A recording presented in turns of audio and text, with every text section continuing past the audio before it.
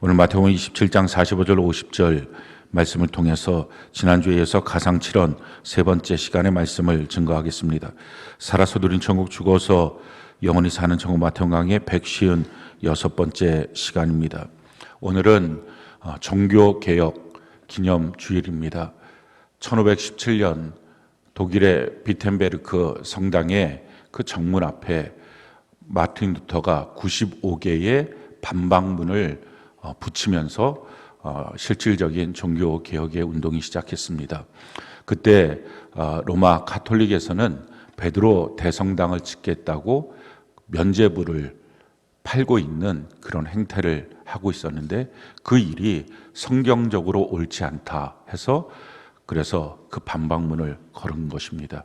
그래서 종교개혁의 시작은 오직 성경으로, 오직 은혜로, 오직 믿음으로, 오직 그리스도로 이 네 가지의 기치를 갖고 성경 안에서, 성경 안에 우리가 삶을 살 때 바르지 않은 것, 잘못된 것, 이런 것들을 거부하는 운동으로 시작한 것입니다.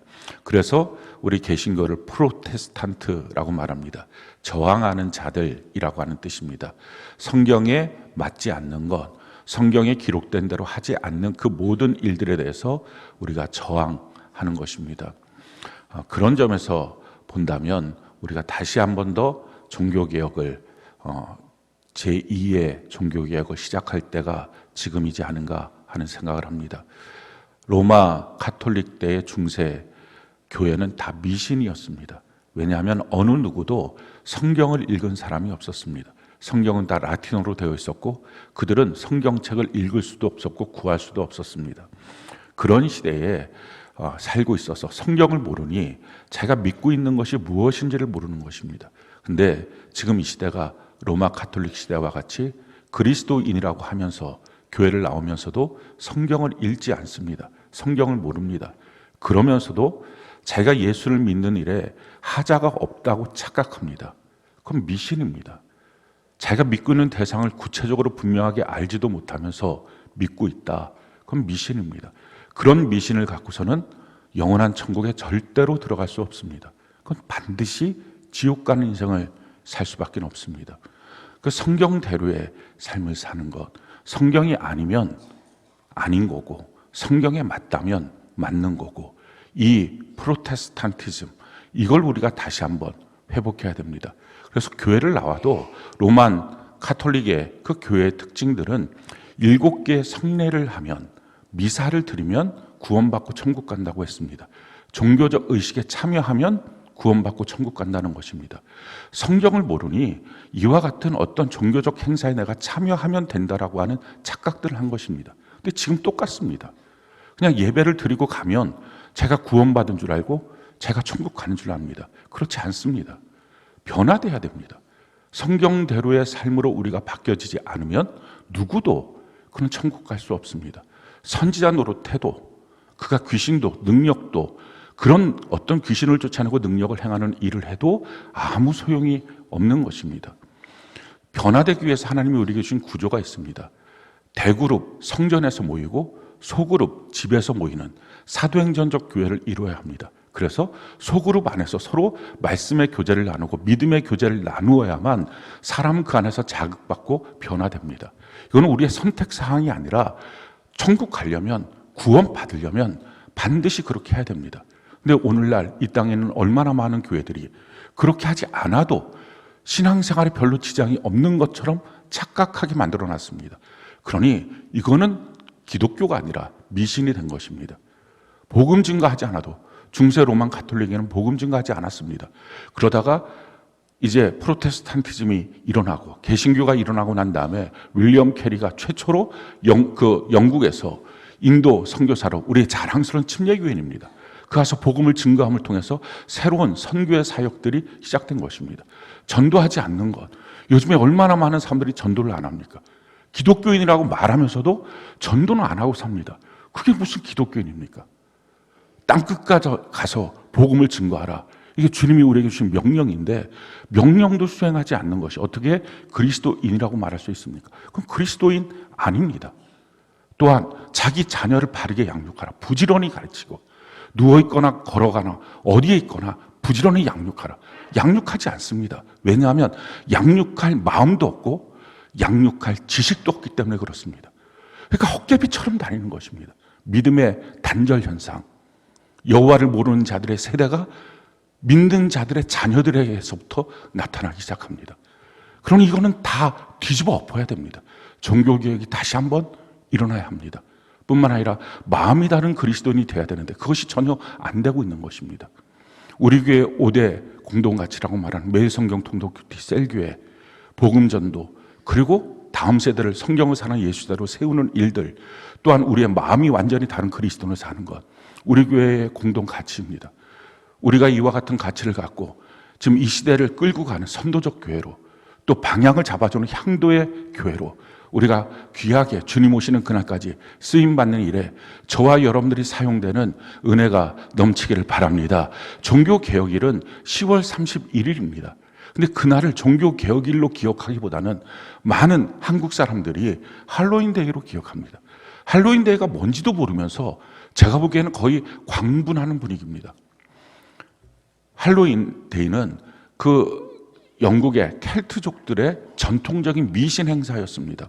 그것이 18세기, 19세기부터 영국, 미국으로 번져나가기 시작하면서, 그런데 지금은 이제 다 영국, 미국은 사그러졌고 이상하게 알지도 못한 한국 땅에서 그걸 그렇게 대단한 어떤 문화적 행사인 것처럼 착각하고 거기에 군중들이 모이고 길거리에서 사람이 죽어나가고 이런 말도 안 되는 일을 합니다. 이 할로윈데이가 뭐냐면은 그날 하루 세상에 있는 모든 귀신들이 지옥문이 열리고서 땅으로 다 나왔다는 것입니다. 다 귀신들이 돌아다닌다는 것입니다. 그래서 사람들이 다닐 때는 해코지 당할 거야, 귀신에게. 나도 귀신이야 해서 귀신 복장을 하고 귀신 분장을 하는 것입니다. 그거를 유치원에서 행사라고 해서 합니다. 자기 자녀, 그 귀한 자녀를 귀신 만들어야 되겠습니까?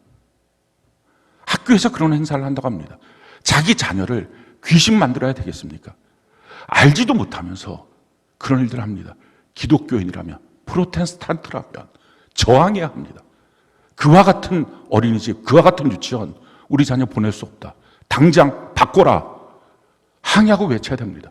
자기 아이에게 좀만 뭐라 그러면 선생님한테 고발하고 고소하고 이런 허접한 일을 하지 말고 제대로 된 것, 성경 그대로의 일들 앞에 이건 아니다 외치고 저항하는 것, 그게 기독교인입니다.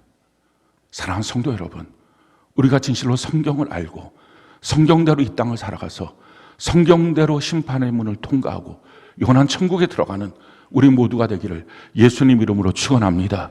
우리가 지금 가상칠언의 말씀을 통해서 예수님의 임종의 모습을 성경 안에서 살펴보고 있습니다. 모멘토 모리라고 하는 라틴어가 있습니다. 죽음을 기억하라 라는 것입니다. 우리 인생의 끝은 다 죽음으로 귀결되어 있습니다. 성경은 우리에게 이와 같이 말씀합니다. 전도서 7장 2절 같이 한번 한 목소리 한번 읽어볼까요? 시작.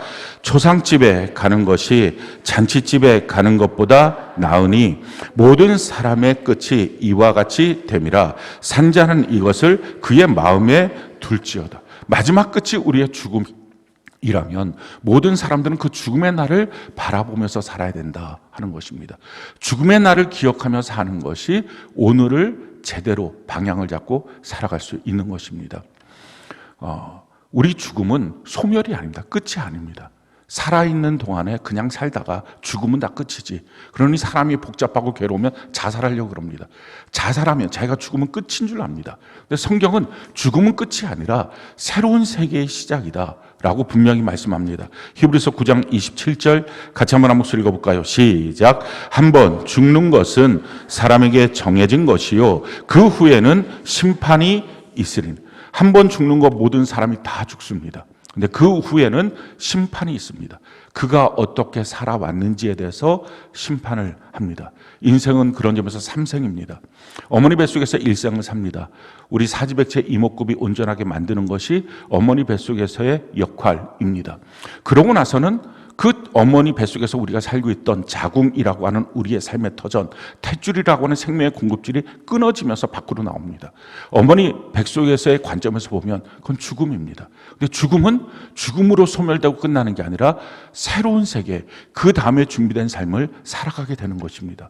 그래서 어머니 뱃속의 삶은 일생입니다. 어머니 뱃속에서는 전혀 필요도 없는 눈도, 귀도, 코도, 입도, 손도, 발도 만듭니다. 왜 그렇습니까? 그 다음 생을 준비하기 때문에 그런 것입니다. 지금 우리가 살고 있어요. 이것을 두 번째 삶, 이생이라고 말합니다. 이생의 삶의 목적은 더 이상 육체를 위하여 사는 것은 아닙니다. 이건 다 조성되고 만들어진 그 DNA를 갖고 우리가 이 땅을 살아가는 것입니다. 그렇게 살다가 어느 날 죽죠. 근데 죽음의 날 맞이하지 않는 사람은 단 한 명도 없습니다. 다 죽음을 맞이합니다. 근데 죽음은 끝이 아니라 일생에서 우리가 배운 것처럼 또 다른 생을 향한, 그것이 바로 영혼의 때 삼생이라 그러는데 거기로 나오는 것입니다. 어머니 뱃속에서는 우리의 지성이 없었기 때문에, 우리가 무엇인가 선택할 수 없었기 때문에 심판은 없습니다. 태어나서 심판받는 아이는 단 한 명도 없습니다. 그런데 우리가 지금은 이 이성을 갖고 지정의를 갖고 살기 때문에 무엇인가를 선택합니다. 성경대로 살 것을 선택하는 사람이 있는가 하면 세상 풍조로 사는 것을 선택하는 사람이 있습니다. 그 선택의 결과에 따라서 그는 심판을 받는 것입니다. 영원한 천국과 영원한 지옥으로.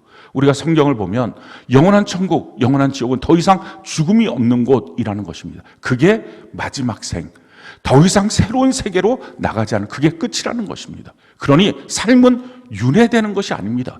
거기 있다가 또다시 태어나고 또다시 태어나고, 그게 아니라 거기서 인생은 끝이고 영원한 천국이든지 영원한 지옥이든지 거기서 우리의 삶을 살게 되는 것입니다.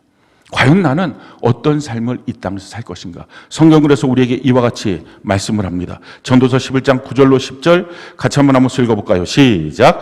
청년이여, 내 어린 때를 즐거워하며 내 청년의 날들을 마음에 기뻐하여 마음에 원하는 길들과 내 눈이 보는 대로 행하라. 그러나 하나님이 이 모든 일로 말미암아 너를 심판하실 줄 알라. 그런즉 근심이 내 마음에서 떠나게 하며 악이 내 몸에서 물러가게 하라. 어릴 때와 검은 머리의 시절이 다 헛되니라. 평생 젊을 것처럼 그렇지만 그렇지 않습니다. 결국은 죽음의 날을 맞이하게 되는 것입니다. 그럴 때에 너가 하고 싶은 대로 살아라. 하나님 그 일에 대해서 억지하지 않습니다. 그러나 그 일에 너희의 심판이 있다는 것을 너가 기억하라. 어떻게 우리가 살고 어떻게 영원한 천국에 들어갈지는 성경에 다 기록되어 있습니다. 그래서 성경을 읽고 성경을 알고 자기의 관념과 상식과 생각을 갖고, 어떤 사람들이 말해준 것들, 이런 허접한 지식이 아니라 하나님의 말씀인 성경을 갖고 우리의 인생을 그 성경대로 살아가는 것입니다. 3대 착각은 성경대로 못 살 거라고 말합니다. 아니요.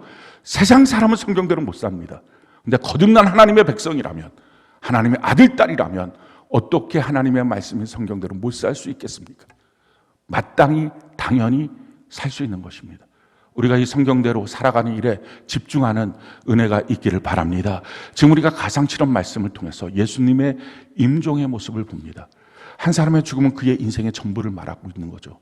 그 예수님의 죽음의 모습을 보면서 우리의 인생의 방향을 잡는 것입니다. 오늘 말씀을 통해서 우리가 어느 길로 어떤 방향으로 살지 우리 인생의 방향을 잡는 귀한 은혜가 있기를 바랍니다. 오늘 5번째, 6번째, 7번째 전체 가상칠언, 십자가 위에서 말씀하신 7마디의 말씀 중에 마지막 5번째, 6번째, 7번째 말씀으로 우리 같이 은혜를 나누기를 바랍니다. 5번째 말씀입니다. 요한복음 19장 28절로 29절. 우리 같이 한번 한 목소리 한번 읽어볼까요? 시작. 그 후에 예수께서 모든 일이 이미 이루어진 줄 아시고 성경을 응하게 하려 하사 이르시되 내가 목마르다 하시니 거기 신포도주가 가득히 담긴 그릇이 있는지라. 사람들이 신포도주를 적신 해면을 우슬초에 매어 예수의 입에 대니. 예수님께서 이제 십자가에 못 박히신 지 한 6시간쯤, 거의 운명하기 직전에 시간쯤이 되었을 때 예수님 말씀하십니다. 목마르다라고 말씀하십니다. 이건 예수님의 고통의 극치에서 하신 말씀입니다. 예수님의 육체적 고통은 그 전날 겟세마네 동산에서부터 시작을 했습니다. 겟세마네 동산에서 기도하실 때 의사였던 누가가 아주 주의 깊게 봤던 것은 예수님이 기도하실 때 성경에도 기록되어 있는데 땀방울이 핏방울처럼 돼서 떨어졌다라는 것입니다. 사람이 정서적인 고통이 극심해지면 모세혈관이 터지기 때문에 그 터진 모세혈관이 땀샘을 통해서 땀이 핏물처럼 되어서 불국해 그렇게 쏟아진다는 것입니다. 예수님의 그 정서적 고통들, 죄가 전혀 없으신 분이 죄를 다 짊어지셔야 됐고, 그래서 십자가를 지셔야 되는 그 일에 대한 이 정서적 고통, 정말 죽을 것 같다라고 표현하셨던 것처럼 제자들에게 평생 처음 제자들에게 그 표현을 하신 거죠. 그렇게 정서적 고통을 느끼셔서 모세혈관이 다 터질 만큼의 고통을 느끼셨습니다. 그리고 그날 밤에 대제사장에게 체포됩니다. 산헤드린 공회에서 처음으로 육체적 폭행을 당하게 됩니다. 그리고 빌라도에 가서 이제 십자가에 못 박히게 되죠. 채찍에 맞아서 등 전체가 다 너덜너덜 뼈까지 드러나는 그 고통을 받고 가시면류관으로 머리에서 피가 줄줄 흐르게 되고, 그리고 이 십자가를 짊어지고 골고다 언덕에 올라가서 그 십자가에서 못 박히십니다. 못 세계로 33살의 남자가 박혀서 자기의 몸무게 전체를 지탱해야 됩니다. 힘이 들어서 축 처지면 이 옆구리에 있는 이 근육이 여기가 경직이 돼서 숨을 못 쉽니다. 산소가 들어오지 않는 것입니다. 그럼 다시 몸을 일으킵니다. 그럼 다시 피가 터집니다. 이 일을 그 6시간 동안 팔레스타인의 그 떼약볕 아래서 반복을 합니다. 물과 피가 점점점 다 쏟아져 나갑니다. 이 고통의 극치의 상황에서 예수님이 목마르다 이렇게 말씀하십니다. 헬라어로는 딥소라고 하는 아주 간단한 한 단어입니다. 딥소 이렇게 말하죠. 우리가 이 모습을 보면서 두 가지 사실을 깨닫게 됩니다. 첫 번째는 예수님은 참 하나님이시기도 하셨지만 참 사람이셨다라는 것입니다. 그분은 우리가 당해야 될 그 어떤 고통도 다 당하신 분이십니다. 그래서 우리가 어떤 고통 속에 있어도 예수님께 나가서 우리의 고통의 문제를 기도하면 주님 그걸 아십니다. 그리고 들어주십니다. 성경이 우리에게 이와 같이 말씀하십니다. 히브리서 4장 15절로 16절 같이 한번 한 목소리 한번 읽어볼까요? 시작.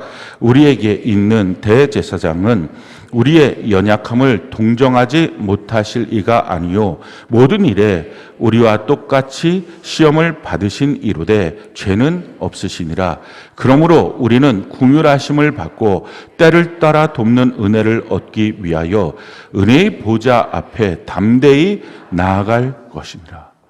우리를 다 아시는 분, 우리를 동정하시는 분, 우리를 불쌍히 여겨주시는 분, 그 예수님께 나가서 우리의 삶의 수많은 고통을 아시는 주님 앞에 기도하는 것입니다.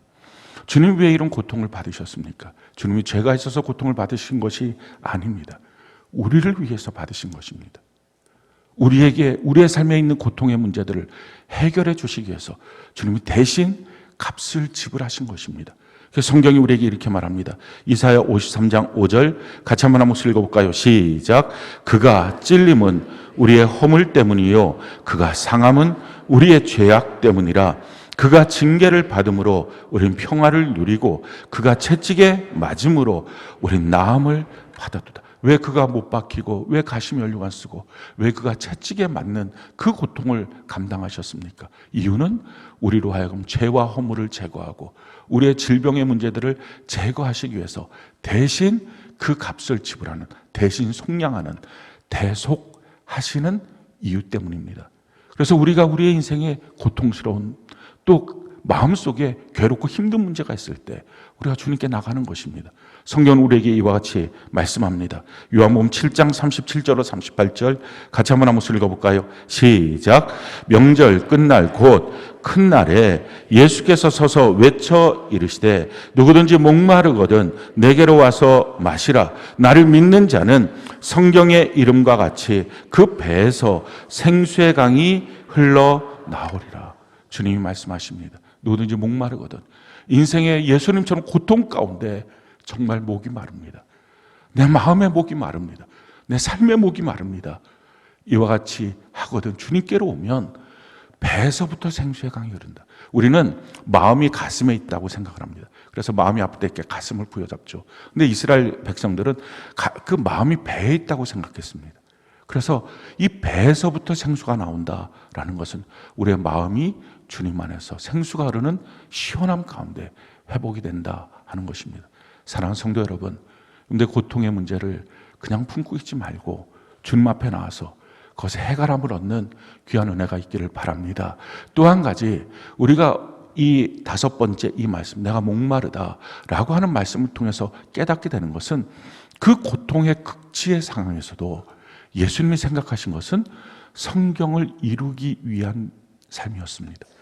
주님이 이렇게 말씀하시죠. 요한복음 19장 28절 29절에 보면 그 후에 예수께서 모든 일이 이미 이루어진 줄 아시고 성경을 응하게 하려 하사 이르시되 내가 목마르다 하시니.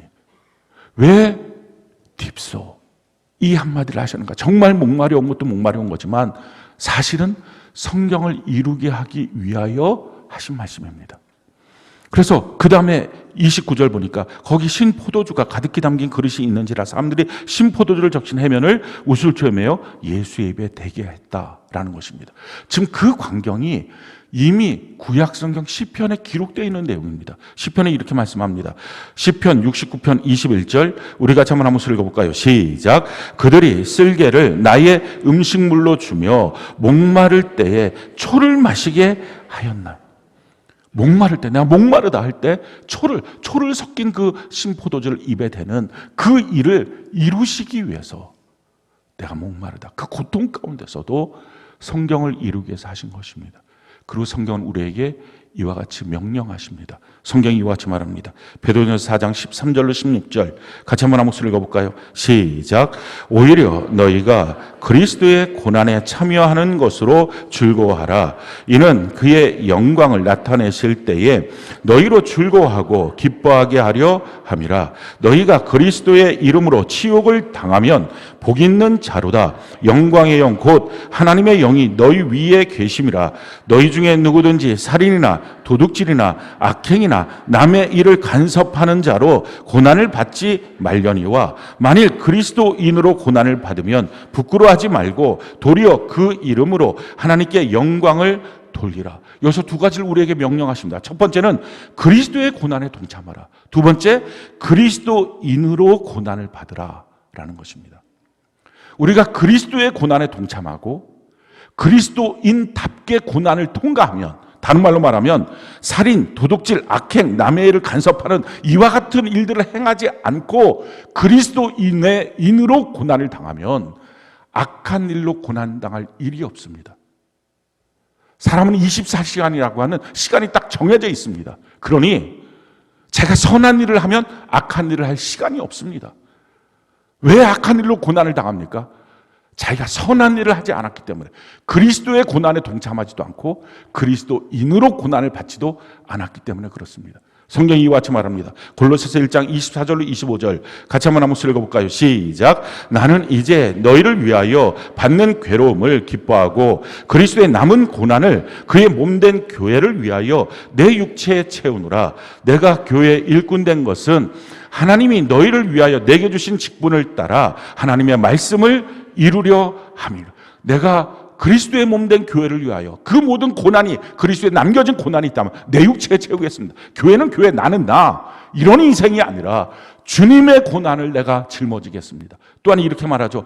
교회에 내가 일꾼된 것, 직분을 받은 것, 어떤 봉사의 일들을 하는 것은 하나님의 말씀을 이루기 위하여 하는 것이다. 직분은 명예가 아니라 순종이고 희생이고 순교입니다.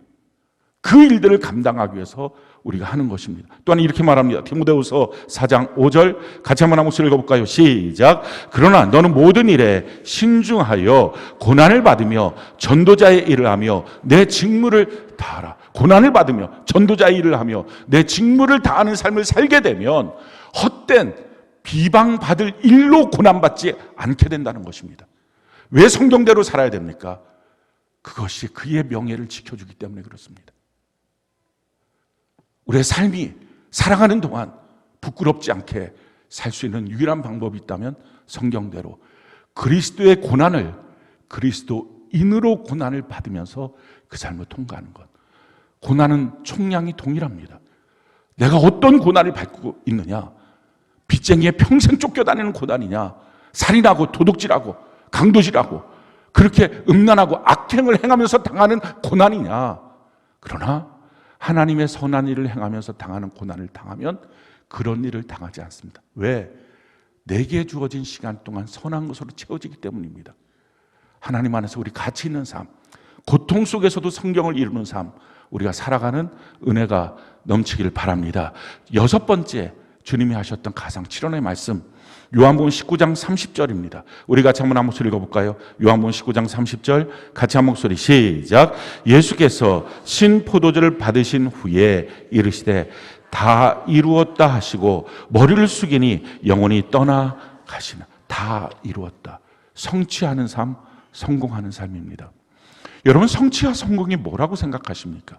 어떤 사람 높은 자리에 올라가는 것, 좋은 지위에 올라가는 것, 많이 버는 것, 많이 소유하는 것, 이런 것들이 성공이고 그 사람 참 성공했다, 그 사람 참 인생을 성취했다 라고 말하는 사람들이 있을 것입니다. 그러나 그것은 성공과 성취가 아닙니다. 왜 그렇습니까? 우리는 너무도 많은 경우에 그렇게 멋지게 인생을 화려하게 꽃피고 있는 연예인들이 마약으로 무너지는 것들을 너무 많이 봅니다.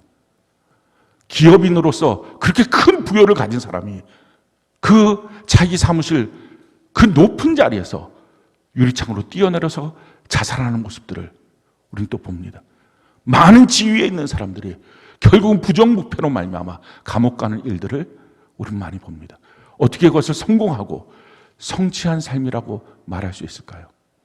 그건 성공한 것도 아니고 성취한 삶도 아닙니다. 성공과 성취는 바른 사명을 온전히 감당할 때 주어지는 것입니다. 사실은 기독교에서 사명이라고 말하니까 기독교인들만 사명을 감당하는 것처럼 생각하지만 모든 사람들이 다 사명으로 인생을 삽니다. 사명이라는 단어는 불일사자 목숨 명자입니다. 내 목숨을 부리면서 사는 것입니다. 다른 말로 말하면 내 목숨을 지불하고 무엇인가 얻는 것입니다. 열심히 공부해서 대학 들어가죠. 열심히 공부해서 대학 들어가는 좋은 대학의 레벨, 그게 뭡니까? 그 시간 자기의 목숨을 지불한 것입니다. 자기 시간을 지불한 거예요. 시간이 뭐예요? 우리에게 한계가 있는 거죠. 몇 년 살아라, 몇십 년 살아라. 하나님이 정해놓으신 것입니다. 그 중에 얼마큼의 시간을 줘서, 쉽게 말하면 내 목숨을 줘서 그 대학이라고 하는 자리를 얻은 것입니다. 그래서 그거 졸업하고 또 좋은 회사라고 열심히 노력해서 들어갑니다. 사원증 하나 달고 있죠. 근데 그렇게 한 달 열심히 일해서 월급 얼마라고 하는 돈을 받습니다. 그 월급이 뭡니까? 자기 목숨을 팔아서 얻은 것입니다. 그런데요, 그렇게 목숨을 팔아서 얻는 그게 내 목숨의 값이 됩니까? 얼마를 받으면 여러분들의 목숨값에 만족할까요? 월급 얼마를 받으면, 어느 대학 들어가면 여러분들의 목숨값에 만족할까요? 그러니 가치가 안 되는 것입니다. 그게 가치 없는 인생입니다. 제가 고등학교 1, 2, 3학년 때 공부해서 대학 들어가려고 꽤 좋은 과를 들어갔습니다. 근데 그렇게 들어가고 난 다음에 너무 허무한 거예요. 내가 여기 들어오려고 그동안 3년 동안 그렇게 시간을 들였나? 4시간 자고 나머지 공부하고 나 그런 식으로 인생을 살았나? 이게 너무 아깝더라고요. 왜? 나랑 똑같은 애들이 5,000명이에요. 동기들이. 근데 우리 대학만 그럴까요? 서울대도 있고 고대도 있고 그거 따지고 나면 약 15,000명 이상이 그런 사람들이에요. 그러니까 그게 무슨 의미가 있고 가치가 있나?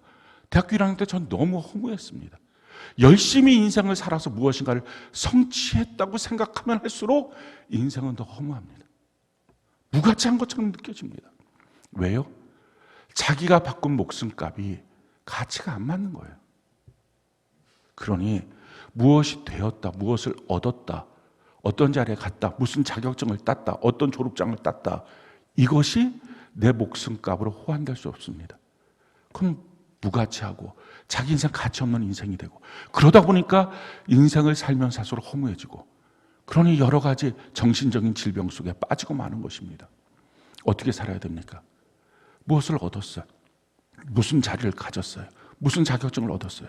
근데 거기에 멈추는 게 아니라, 그래서 최소한 내 목숨값을 지불했으면 누군가의 생명을 얻어야죠.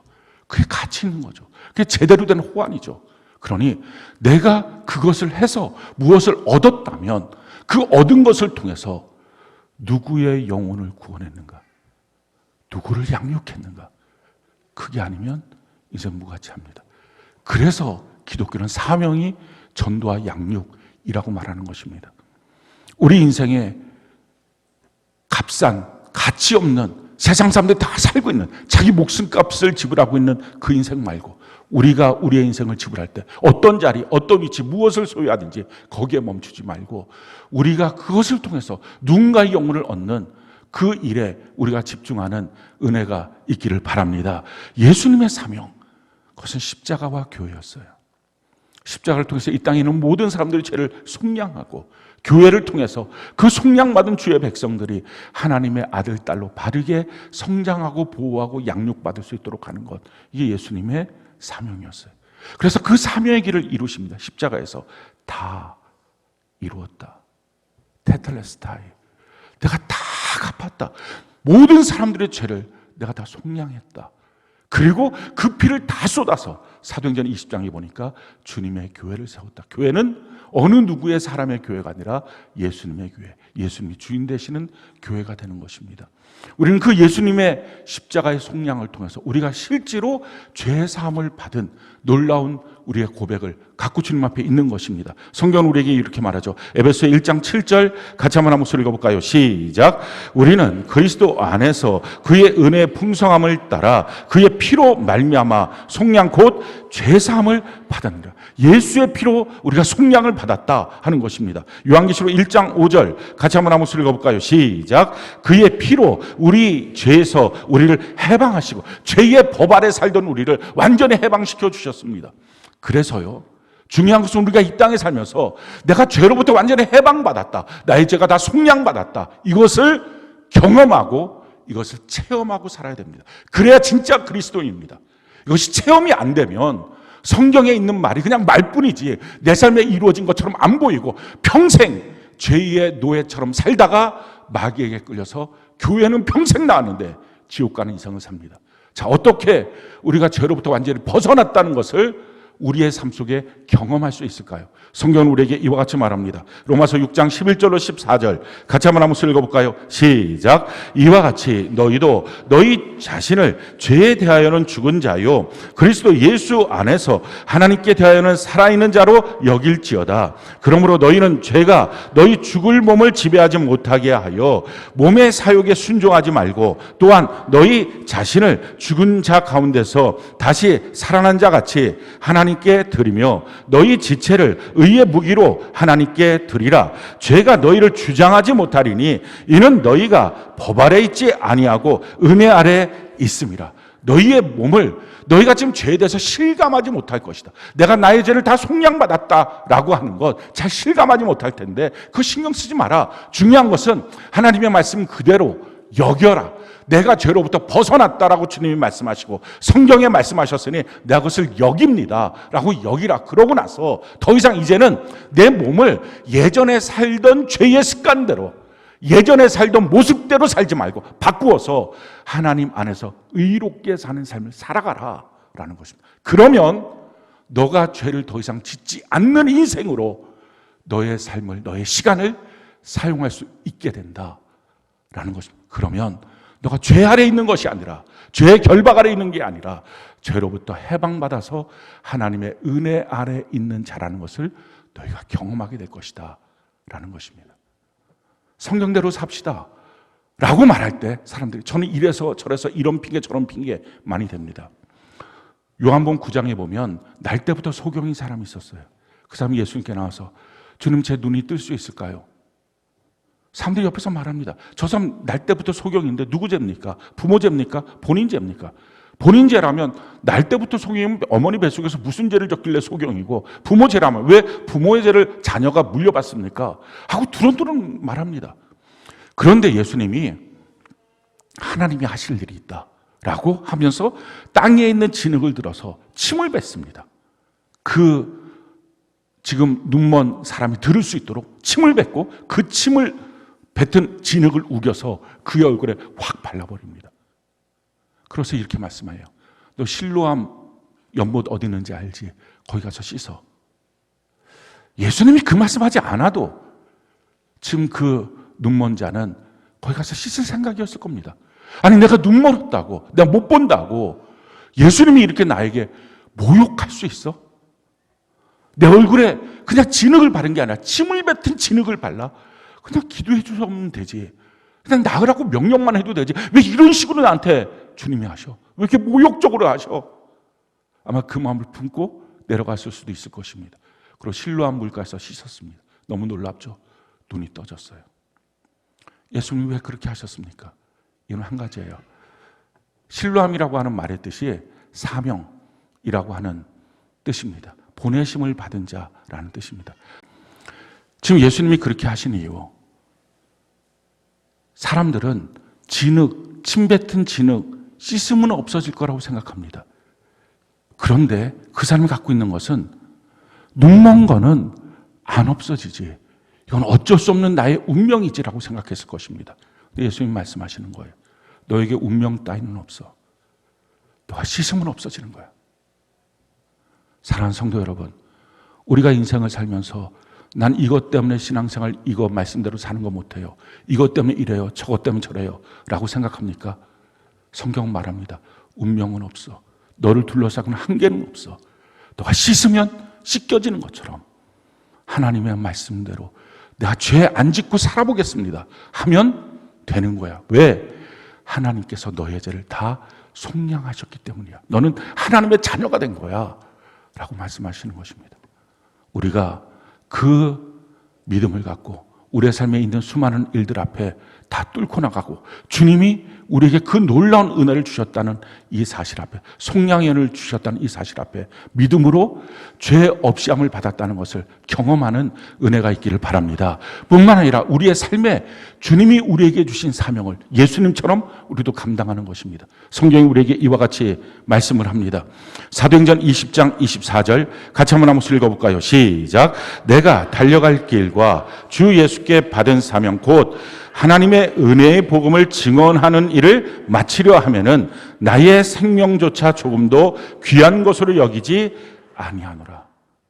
주님이 내게 주신 사명, 은혜의 이 복음을 증거하고 영혼을 구원하는 일, 내 시간을 써서, 내 삶을 써서, 내 물질을 써서 내가 무엇을 얻든지 그것이 끝이 아니라 그것을 통해서 누군가의 영혼을 얻겠다고 하는 이 사명, 바른 사명, 이걸 위하여 살아갈 때 내 목숨도 조금 더 귀한 것으로 여기지 않고 살아가는 것, 이것이 바로 그리스도인의 삶의 모습입니다. 마지막 7번째, 주님이 십자가상에서 마지막으로 하신 말씀, 그것이 무엇입니까? 누가복음 23장 46절입니다. 우리 같이 한 목소리 한번 읽어봅시다. 시작. 예수께서 큰 소리로 불러 이르시되 아버지 내 영혼을 아버지 손에 부탁하나이다 하고 이 말씀을 하신 후 숨지시니라. 예수님이 마지막 순간에 아버지 내 영혼을 아버지 손에 부탁합니다 라고 말씀하시고 임종하십니다. 예수님께서 아버지라고 외친 거예요. 예수님께서 하늘에 계신 하나님, 그분이 계신다. 그분이 우리 아버지가 되신다. 그걸 예수님이 선언하신 것입니다. 역사적 실존하는 인물 예수님, 세상적으로 말하면 4대 성인이었던 예수님, 그분이 하늘에 계신 우리 아버지 하나님이 계신다. 이걸 선포했다면 누가 하나님이 없다라고 함부로 말할 수 있겠습니까? 누가 하나님이 있다는 것을 믿지 못하겠다. 그 하나님이 천지를 창조하셨다. 하나님의 말씀이 성경, 그것을 거부할 수 있는 사람이 이 땅에 과연 누가 있겠습니까? 예수님이 외친 거예요. 아버지. 그렇기 때문에 우리의 삶에 하나님 아버지가 계신다. 그걸 분명히 알고 확신하고 믿고 사는 것입니다. 사람들 중에서는 하나님 계시는 모르겠다라고 말하는 사람들이 있습니다. 또 천국과 지옥이 있는지 모르겠다라고 말하는 사람들이 있습니다. 그것은 정말 자기가 어떤 확신을 갖고 어떤 분명한 지식을 갖고 말하는 게 아니라 없었으면 좋겠다는 자기 소원입니다. 왜? 어리석고 더러운 마음이기 때문에 그렇습니다. 학생들이 공부 못한 학생들이 시험 기간 다가오는 거, 시험이 없었으면 좋겠다 생각하는 거랑 똑같이 자기의 마음이 더러우니까, 자기의 삶이 더러우니까 심판도 없고 천국도 지옥도 없고 하나님도 안 계셨으면 좋겠다는 소원일 뿐입니다. 그러나 하나님은 살아계십니다. 성경은 우리에게 분명하게 이와 같이 말씀합니다. 시편 14편 1절로 3절 같이 한번 목소리 읽어볼까요? 시작. 어리석은 자는 그의 마음에 이르기를 하나님이 없다 하는도다. 그들은 부패하고 그 행실이 가증하니 선을 행하는 자가 없도다. 여호와께서 하늘에서 인생을 굽어 살피사 지각이 있어 하나님을 찾는 자가 있는가 보려 하신즉 다 치우쳐 함께 더러운 자가 되고 선을 행하는 자가 없으니 하나도 없도다. 어리석은 자만이 하나님이 없다. 마음이 더러운 자만이 하나님이 없다. 이렇게 말합니다. 하나님은 살아계십니다. 그 하나님은 어떤 분이십니까? 전지하고 전능하시고 이 땅을 창조하시고 통치하시고 심판하시고 또 광대하시고 영존하시고 선하시고 말씀하신 대로 그대로 이루시는 신실하신 분이시고 사랑이 많으시고 좋으신 하나님. 너무 놀라운 것은요, 예수님만 그 하나님을 아버지라 부른 게 아니라 예수 그리스도로 말미암아 구원받은 예수의 영이 있는 모든 사람들이 다 그 하나님을 아버지라고 부를 수 있는 권세를 얻은 것입니다. 그 하나님, 그 아버지를 떠나지 않으십니다. 우리가 죽음의 골짜기를 넘어갈 때 아무리 사랑하는 사람들이 있어도, 아무리 사랑하는 자기 아내, 남편이 있어도, 자기를 사랑하는 부모가 있어도, 자기를 사랑하고 존경하는 자기 자녀가 있어도 그 길은 혼자 갑니다. 그래서 그 죽음의 길은 외로운 길입니다. 그런데 하나님 아버지가 계시면 그 하나님 아버지가 그 죽음의 골짜기에서 내 손을 잡고 함께 가십니다. 성경이 우리에게 이와 같이 말씀합니다. 시편 23편 4절 같이 한번 목소리 한번 읽어볼까요? 시작. 내가 사망의 음침한 골짜기로 다닐지라도 해를 두려워하지 않을 것은 주께서 나와 함께 하심이라. 주의 지팡이와 막대기가 나를 안위하시나이다. 사망의 골짜기 혼자 갈 때 예수 믿는 사람, 하나님을 아버지로 모시고 있는 사람 혼자 가지 않습니다. 그 하나님, 우리 아버지가 되어서 우리의 손을 붙잡고 놓지 않고 그 길을 걸어가서 영원한 천국까지 가는 것입니다. 그래서 우리 인생 살면서 가장 중요한 것이 있다면 이 땅에 사는 동안 하나님의 손을 놓지 않는 것입니다. 사랑하는 성도 여러분, 어떤 경우가 있어도 하나님의 손을 놓지 마십시오. 우리가 적극적으로 하나님의 손을 뿌리치지 않으면 하나님이 영원히 우리 손을 붙잡고 가십니다. 어떻게 우리가 주님 손을 꼭 붙잡고 우리가 그 길을 걸어갈 수 있을까요? 성경은 우리에게 이렇게 말합니다. 히브리서 3장 12절로 14절 같이 한번 목소리 한번 읽어볼까요? 시작. 형제들아, 너희는 삼가 혹 너희 중에 누가 믿지 아니하는 악한 마음을 품고 살아계신 하나님에게서 떨어질까 조심할 것이요 오직 오늘이라 일컫는 동안에 매일 피차 권면하여 너희 중에 누구든지 죄의 유혹으로 완고하게 되지 않도록 하라. 우리가 시작할 때 확신한 것을 끝까지 견고히 잡고 있으면 그리스도와 함께 참여한 자가 되리라. 우리가 죄악 때문에 주님의 손을 놓아버릴 때가 있습니다. 그 죄악 때문에 주님의 손을 놓아버리니 주님의 몸된 교회로 오는 것이 싫어지고 예배 드리는 게 싫어지고 성경 읽는 게 싫어지고 기도하고 주님 앞에 서는 것들이 싫습니다. 그 마음들이 다 내 안에 죄악의 발동 때문에 그렇습니다. 죄악으로 말미암아 주님으로 떨어지지 않도록 서로 조심하되 서로가 오늘이라고 일컫는 동안에 매일 피차 권면하여 죄의 유혹으로 완고하게 되지 않도록 하라. 셀 예배로 같이 모여서 말씀의 교제를 통해서 서로의 죄에 대해서 고백하고 그것을 끊도록 하는 일들을 통해서만 우리가 주님 손 꼭 잡고 영원한 천국에 갑니다. 사랑하는 성도 여러분, 이제 우리 모두가 하나님의 마음을 우리의 가슴에 품고 세상 사람과 전혀 다른 진짜 그리스도인이 되어서 주님 손 꼭 잡고 우리가 영원한 천국까지 가기를 바랍니다. 사랑하는 성도 여러분, 우리 주님은 우리 손 놓지 않아요. 우리가 가끔 죄로 말미암아 주님과의 거리감을 느끼고 또 우리가 세상 사랑이 들어와서 주님과의 거리감을 느껴서 슬며시 주님 손을 놓아버리려고 할 때가 있습니다. 그러니까 신앙생활 내 몸의 습관이 되도록 날마다 기도하는 습관, 날마다 성경 보는 습관, 우리 셀로 모여서 믿음의 교제를 하는 습관, 이게 되어서 영원히 주님 손 놓지 않고 걸어가길 바라고요. 주님이 우리에게 약속해 주셨어요. 너가 설사 너의 손을 놓는다 해도 내가 너 손을 붙잡고 갈 거야. 놓지 않을 거야. 그래서 우리 주님 손 꼭 잡고 또 날 놓지 않는 주님, 그 주님을 믿고, 어린아이들 엄마 손 붙잡고 가다가 어느 순간인가 뿌리치고 자기 보고 싶은 대로 달려갑니다. 엄마가 그래서 어떻게 하죠? 아이랑 이렇게 손잡고 가지 않아요. 아이 손목을 잡고 가요. 우리 주님, 우리가 종종 세상 사랑 들어와서 어느 순간인가 뿌리치고 뛰려고 하려 때 우리 주님은 우리의 손목을 붙잡고 내가 널 놓지 않을 거야.